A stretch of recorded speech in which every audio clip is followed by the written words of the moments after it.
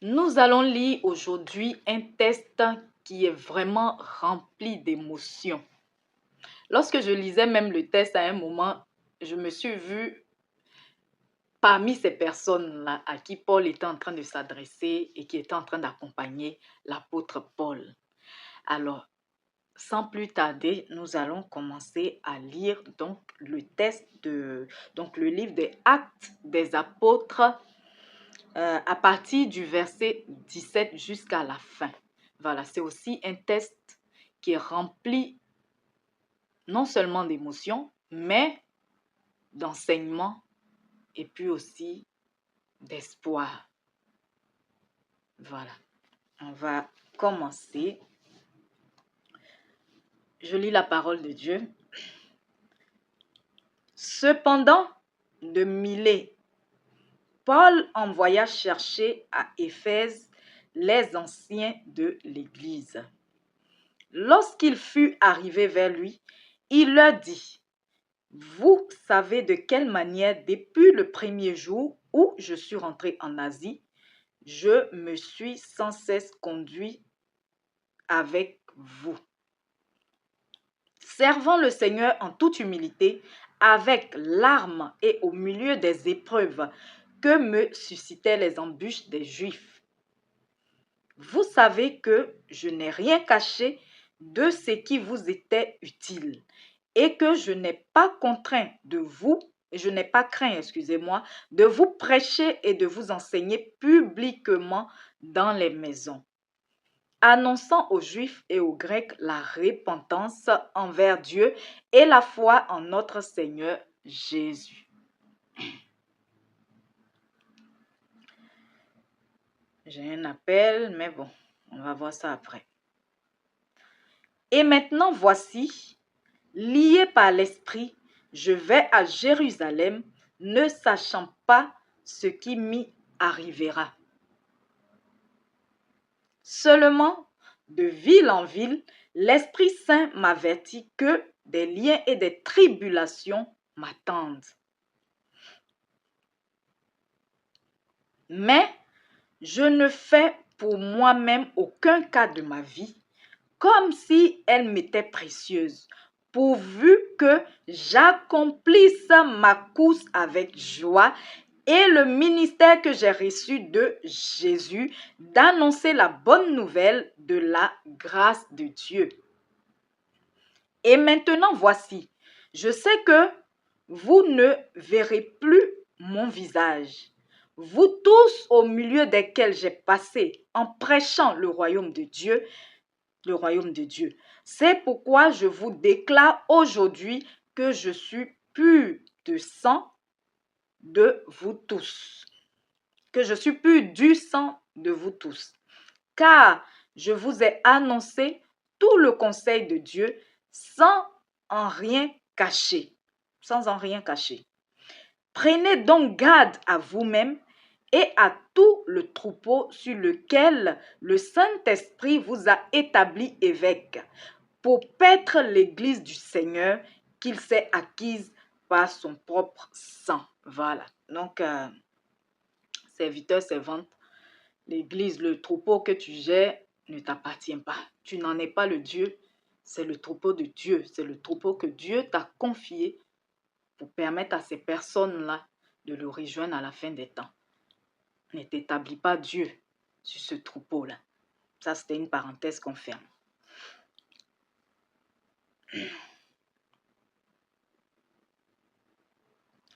Voilà, donc c'est pourquoi je vous déclare aujourd'hui que je suis pur, car j'ai annoncé avec conseil sans rien. Prenez garde à vous. Voilà.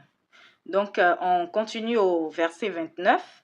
Je sais qu'il s'introduira parmi vous, après mon départ, des loups cruels qui n'épargneront pas le troupeau. J'avais juste anticipé. Et qu'il s'élèvera du milieu de vous des hommes qui enseigneront des choses pernicieuses pour entraîner les disciples après eux. Ah, voilà. J'avais juste parlé avant. Veillez donc, vous. On va aller doucement. Veillez donc, vous souvenant que Durant 3 années, je n'ai cessé nuit et jour d'exhorter avec larmes chacun de vous. Et maintenant, je vous recommande à Dieu et à la parole de sa grâce, à celui qui peut édifier et donner l'héritage avec tous les sanctifiés. Je n'ai désiré ni argent, ni or, ni les vêtements de personne. Vous savez vous-même que ces mains ont pourvu à mes besoins et à ceux des personnes qui étaient avec moi. Je vous ai montré de toute manière que c'est en travaillant ainsi qu'il faut soutenir les faibles et se rappeler des paroles du Seigneur qui a dit lui-même, il y a plus de joie, il y a plus de bonheur à donner qu'à recevoir. Après avoir ainsi parlé, il se mit à genoux et il pria avec eux tous. Et tous fondit en larmes. Et se jetant au cou de Paul, il l'embrassait, affligé surtout de ce qu'il avait dit, qu'il ne verrait plus son visage, et il l'accompagnait jusqu'au navire. Nous allons maintenant lire le livre de Actes 21, parce que je me suis rendu compte que dans le précédent, je n'avais pas donné le chapitre. Voilà, le précédent test que j'avais lu, je n'avais pas donné le chapitre, c'est le chapitre 20. Et là, maintenant, nous allons lire le chapitre 21, mais ce ne sera pas tout le test, ce sera juste une petite partie. Alors, à partir du verset 10. Comme nous étions là depuis plusieurs jours, un prophète nommé Agabus descendit de Judée, et il vint nous trouver. Il prit la ceinture de Paul, se lia les pieds et les mains et dit, voici ce que déclare le Saint-Esprit. L'homme à qui appartient cette ceinture,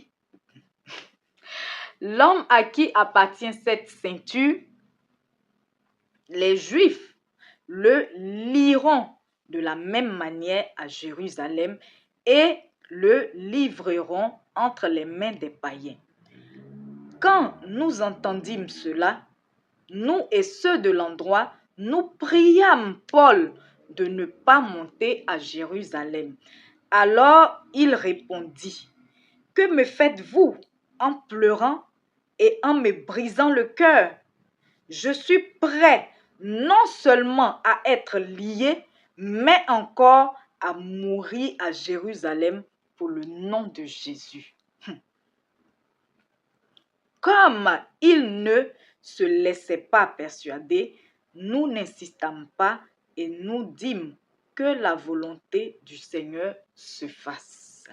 Voilà, parce que c'est mieux de ne jamais aller contre la volonté de Dieu. Lorsque deux hommes se battent, Dieu peut intervenir. Mais quand toi, tu te bats avec Dieu, tu comptes sur quoi? Personne ne pourra te délivrer de ses mains. On ferme la parenthèse. Alors, mon frère, ma soeur, tu as entendu, tu as lu le test avec moi. Tu as bien entendu ce qui était écrit. Là, il s'agit de Paul, l'apôtre Paul. Mais qui était ce Paul qui est prêt à mourir? Ah, des serviteurs comme ça, vraiment, on en a besoin. On en a de plus en plus besoin de nos jours pour que la bonne nouvelle se répande réellement, pour que les gens donnent, les gens pour qui Jésus est mort, toute cette population-là, les humains pour qui Jésus est mort, pour que toutes ces personnes-là puissent réellement connaître Jésus et lui donner leur vie pour leur salut. Des gens comme Paul, malgré le fait qu'il sache ce qu'il attend, des jours difficiles, des moments pénibles, mais il ne renonce pas. Il continue la mission. Il ne s'arrête pas. Paul, laisse-moi te dire qu'il n'est pas né chrétien. Paul n'a jamais marché du vivant de Jésus avec lui. Paul ne faisait pas partie des 12 disciples, les apôtres avec qui Jésus avait travaillé. Paul était un persécuteur de chrétiens. Paul combattait la doctrine de Jésus-Christ. Paul combattait tous ceux qui croyaient en Jésus-Christ. Il les emprisonnait. Il les persécutait. Il avait même approuvé le meurtre de... Je confonds souvent les noms là. Il y a un qu'ils ont lapidé. Je pense que c'est Étienne. Paul était dans des atrocités contre les chrétiens.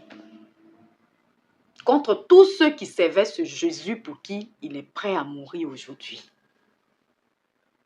Et c'est en route, en partant, on va enlever ça déjà. C'est en route, en partant persécuter des chrétiens dans une ville que Jésus s'est révélé à lui. Avant, il était Saul de Tarse. Maintenant, il est Paul, l'apôtre Paul. C'est lorsqu'il a eu la rencontre avec Jésus qu'il est devenu cet apôtre de renom que nous connaissons aujourd'hui. Donc, laisse-moi te dire, mon frère, ma soeur, peut-être que tout le monde dit que tu es une mauvaise personne. Toi-même, tu sais que tu es une mauvaise personne par ta manière de vivre, par tes actes que tu commets. Tu es peut-être un brigand, un braqueur, un voyou. Tu es une prostituée, tu es un sorcier, tu es dans des loges. En tout cas, tu fais de mauvaises pratiques. Laisse-moi te dire que tout n'est pas encore perdu pour toi. Tu peux encore revenir à Dieu par la repentance. Il n'y a que Satan et les anges déchus qui n'ont pas droit à la repentance. Sinon, nous, les humains, nous avons toujours droit à la repentance. Peu importe la vie que nous avons vécue, peu importe ce que nous faisons qui ne glorifie pas Jésus, on peut toujours prendre la décision de se repentir et de donner notre vie à Jésus. Et nous pourrons aussi être des Paul.